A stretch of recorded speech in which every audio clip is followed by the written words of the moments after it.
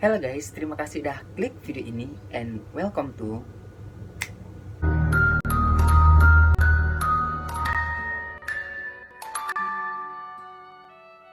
Memiliki paras yang cantik merupakan suatu berkah seperti paras yang dimiliki oleh seorang gadis Jepang bernama Junko Furuta. Akan tetapi kecantikan Furuta ini mempertemukannya dengan seorang monster yang bernama Hiroshi Miyano. Sebetulnya aku nggak pengen gitu ceritain kasus ini karena ini termasuk kasus yang kataku kasus bejat gitu. Kasus yang gila yaitu dimana Furuta diperkosa sebanyak 400 kali selama 44 hari dan juga selain diperkosa Furuta juga disiksa hingga akhirnya meninggal dunia. Nah, setelah meninggal ini Furuta dimasukkan ke dalam gentong air yang diisi dengan semen, sehingga kasus ini dikenal sebagai pembunuhan gadis SMA terbungkus beton. Penasaran dengan ceritanya? Langsung aja kita masuk ke videonya. Check it out.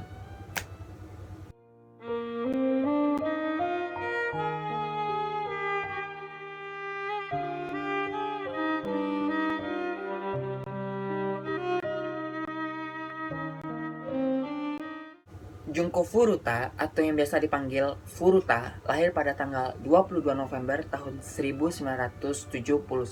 Ia tumbuh dan besar di Misato, Saitama, Jepang. Dan Furuta tinggal bersama kedua orang tuanya, kakak dan juga adik laki-lakinya. Dan Furuta bersekolah di SMA Yashio Minami. Awal nelangsanya dimulai ketika seorang laki-laki bernama Hiroshi Miyano yang mempunyai reputasi sebagai tukang bully dan memiliki koneksi dengan Yakuza tertarik pada kecantikannya Furuta. For your information aja, Yakuza itu tuh kayak gangster yang ditakutin di Jepang. Bahkan polisi pun takut gitu sama Yakuza. Dan Yakuza ini gak segan-segan untuk membunuh orang-orang yang berani menentang dia. Biasanya, Miyano dan teman-temannya lebih menyukai perempuan-perempuan yang natchkal, yang suka minum alkohol, merokok, atau pakai narkoba seperti yang mereka lakukan. Dan justru anak baik-baik seperti Furuta akan direndahkan oleh geng mereka. Akan tetapi, suatu hari Miyano membuat pengecualian. Ia tertarik pada paras cantiknya Furuta. Nah, datang dia ke tempat Furuta, ditembaknya Furuta. "Oi Furuta, aku suka sama kau. Mau gak kau jadi pacarku?" Tembaknya Furuta. Dalam mau nembak cewek baik-baik, belagak pula dia. Banyak pula tingkahnya, ngaku-ngaku sebagai Yakuza lah, ngaku-ngaku sebagai banyak pula cincerongeknya tuh. Nah, akan tetapi Furuta menolak dengan alasan ia sedang tidak ingin pacaran. Ia anak baik-baik, orang rutinitas Furuta tuh aja sekolah, pulang kerja bantu orang tuanya, ulang lagi kayak gitu terus. Mau diajak pula pacaran sama gangster. Ndak aja. Miyano pun bentuknya kayak cincerongek gitu. Kita tengok lah. Akan tetapi selama ini semua siswa yang ada di sekolah menaati kemauan Miyano. Apalagi kalau bukan karena Miyano ini adalah teman-temannya Yakuza. Jadi dia punya antek-antek Yakuza gitu kayak aku punya saudara Yakuza, aku punya teman Yakuza. Kau kalau macam-macam sama aku habis kau bikin dengar. Nurut orang karena takut kan. Tapi ndak sama Furuta. Dibilang kan, "Furuta mau aku jadi pacarku?" Furuta dengan jelas negas, "Ndak mau aku dong. Ndak mau aku jadi pacar kau dong." Karena dia alasannya aku gak minat pacaran dong. Itu pula ya Furuta. Mendengar jawabannya seperti itu, naiklah sepaningnya si Miyano nih. Karena ditolak cintanya sama Furuta. Nah, terasa terinjak harga dirinya, ngebatin lah dia.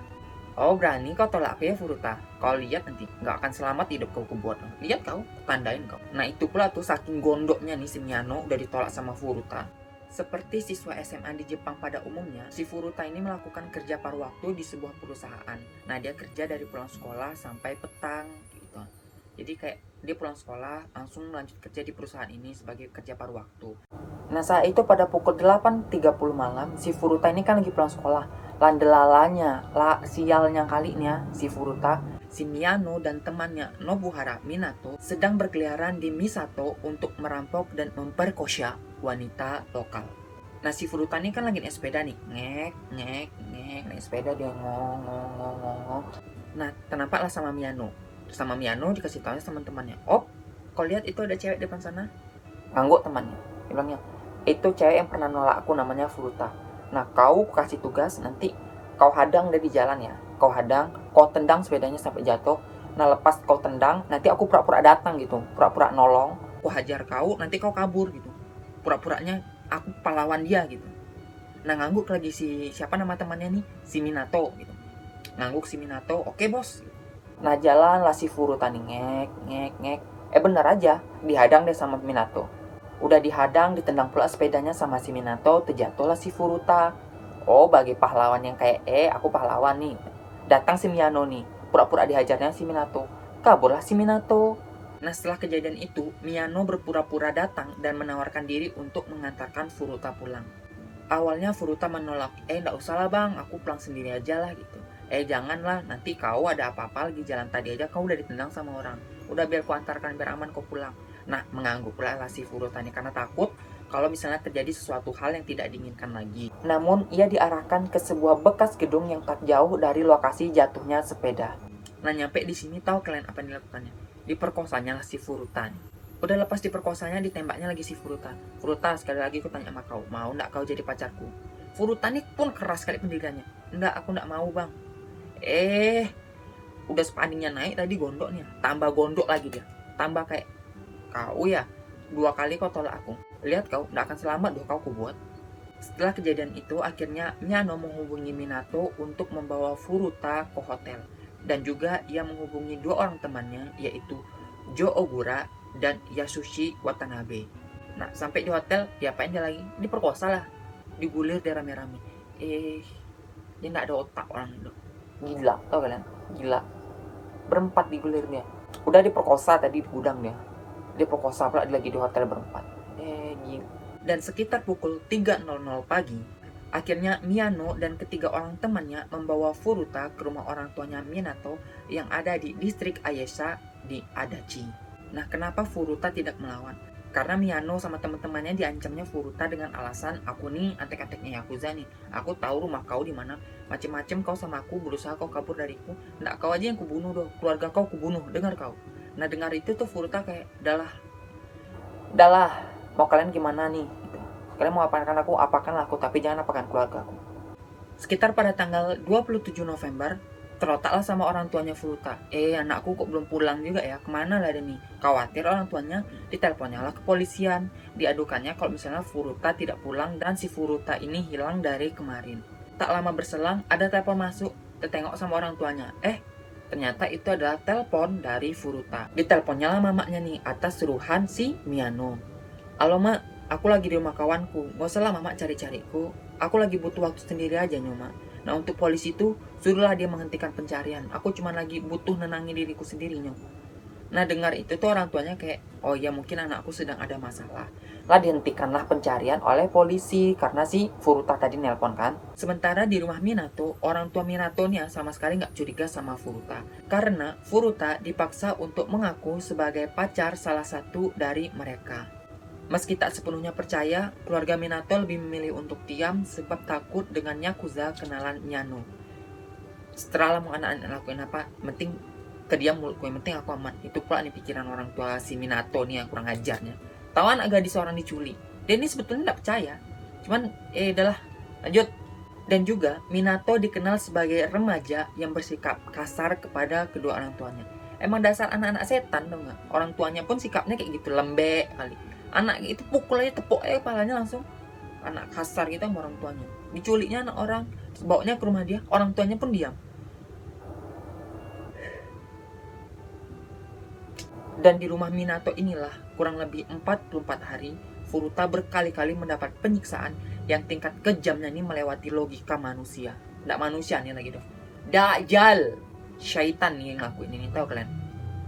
Dan juga bukan hanya keempat laki-laki itu yang melakukan penyiksaan kepada Furuta, tetapi teman-teman Yakuzanya yang lain seringkali diundang untuk turut menyiksa Furuta. Aku tuh sebetulnya males tau ngebahas cerita ini tuh.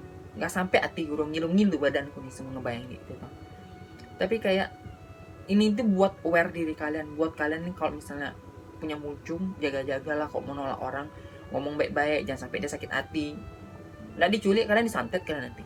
Dan sekarang kita lanjut masuk ke kronologi kejadiannya.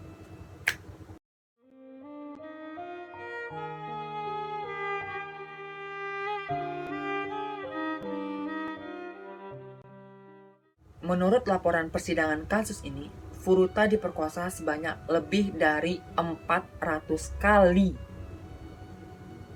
Pikir sama kalian, 400 kali secara bergilir oleh para lelaki bejat itu. Nggak 4 orang ini aja dong, teman-teman Yakuzanya yang lain. Sebanyak apa? 400 kali selama 44 hari. Nggak diperkosa aja, tau kalian? Rambutnya nih sama tangannya digantung di atap plafonnya, terus perutnya ditenjuin, jadinya samsak tenju sama, ya Allah, dijadikan samsak tenju sama laki-lakinya, sama orang-orang ini. Diantamnya perutnya bak, diantamnya terus. Nggak diantam pakai tangan dong, pakai apa? Pakai barbel, tau kan? Barbel sedang tua itu dihantamkan ke perut si Furuta. Nggak sampai di situ aja bejat orang ini loh. Tadi udah dijadikan samsak tenju dia, tahu kalian? Udah dihajar dia. Furuta ini dibuat kelaparan. Iya, dikasih makan. Tahu kalian apa dikasih makan? Kecoa dikasihnya makan. Letakkan kecoa itu di mangkok, suruhnya Furuta makan. Lah Furuta ini udah kelaparan, badannya udah lemes, mau tuh dimakannya. Nggak dimakan sama dia, habis tuh dihajari. Haus Furuta, tahu kalian apa dikasih minum?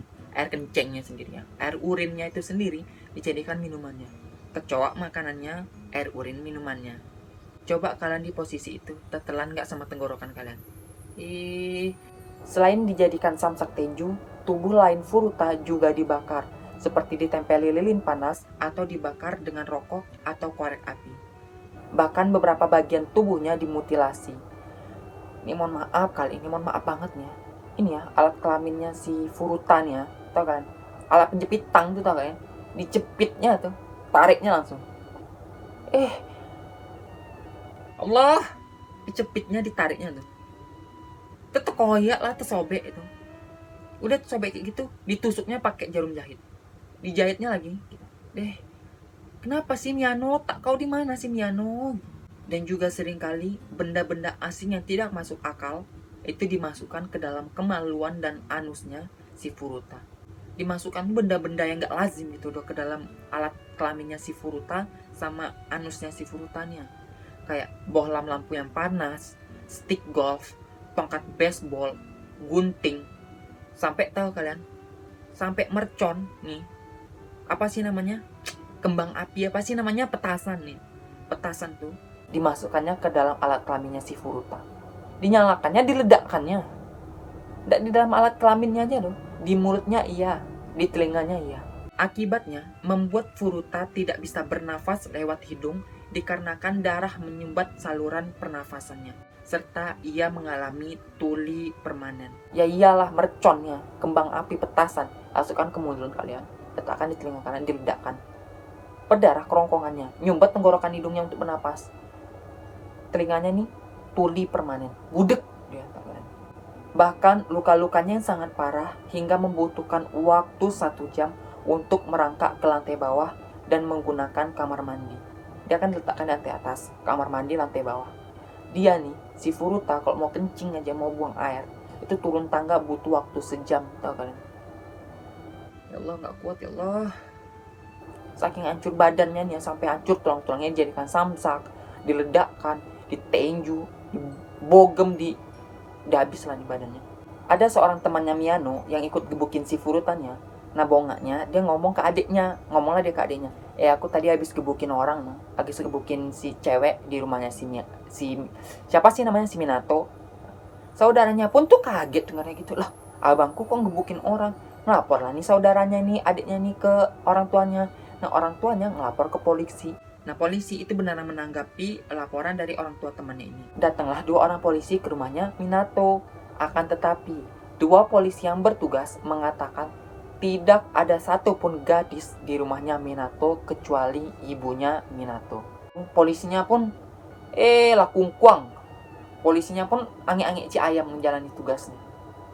Datang dari situ diceknya, bilangnya enggak ada bagi dong.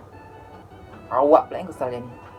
Sekitar pada akhir Desember tahun 1988, nah udah hampir 1 bulan kan si Furutani disekap gitu. Furutani cobalah nelpon polisi, diem-diem. Baru terhubung tut, tangkat sama polisinya, ketahuan sama si Miyano. Diambillah sama Miyano teleponnya, dimatikan. Karena kejadian ini, Furuta akhirnya dihukum oleh Miyano. Tahu kalian diapain sama si Miyano? Diambilnya bensin, disiramnya ke kakinya si Furuta nih, dibakarnya. Sementara anusnya si Furuta dimasukkan botol besar sehingga mengalami pendarahan dan kejang-kejang parah. Dan menurut laporan, selama persidangan para pelaku mengira bahwa gadis itu hanya berpura-pura kejang, sehingga mereka membakarnya lagi. Ini kejang nih, anak orang udah kejang nih, sangkanya pura-pura. Siramnya lagi bensin, dibakarnya badannya si Furuta. Anak 17 tahun terpikir sama dia ngelakuin kayak gitu. Gimana nih, apa yang ada di pikirannya itu apa? Apa nih? Lanjut. Setelah melewati siksaan yang sangat parah dan di luar nalar manusia, Furuta akhirnya meminta agar dirinya, udahlah, bunuh aja lah aku nih, bunuh aku. Tahu kalian? Sampai ngomong kayak itu, Miyano, bunuh aja lah aku nih. Kau sakit hati sama aku kan, udah bunuh aku, biar senang kau. Tahu kalian apa jawaban Miyano? Enak kali kau minta dibunuh. Menurut kau, udah kau tolak aku, sakit hatiku.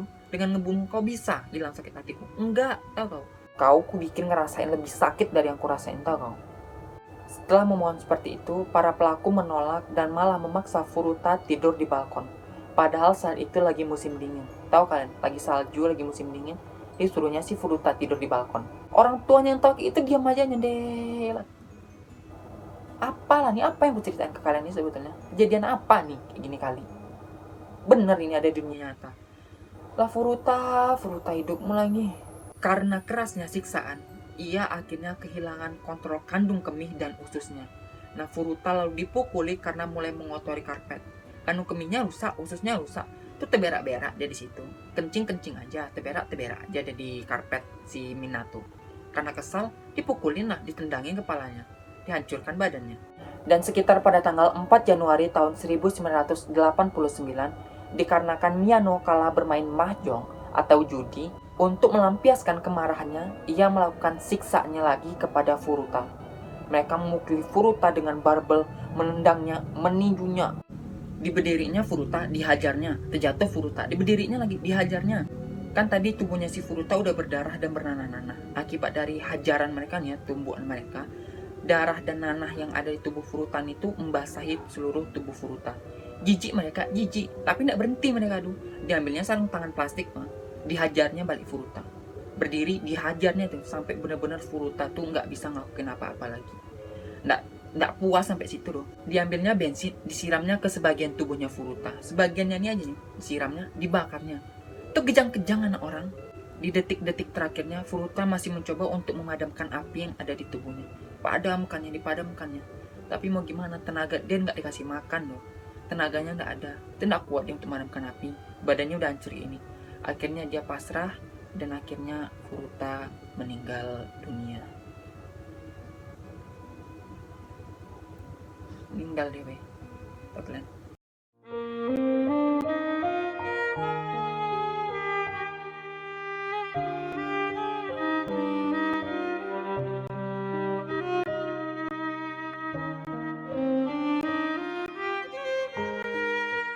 Takut tertangkap polisi, para pelaku kemudian membungkus tubuh Furuta dengan selimut dan menempatkan tubuh Furuta di dalam drum air dan mengisinya dengan semen basah. Dimasukkannya tubuh Furuta, diisinya semen basah, dicornya atau kan? Udah dicornya dan mereka kemudian membuangnya ke dalam truk semen. Dan ini mereka merasa aman nih, aman santai ya, udah kita masukkan ke dalam semen dah. Selalu aja kalian nggak akan tahu loh siapa yang ngapain kita. Akan tetapi beberapa polisi sudah mulai curiga kepada mereka hingga akhirnya pada tanggal 29 Maret mereka tertangkap karena dugaan pemerkosaan gadis lain gitu.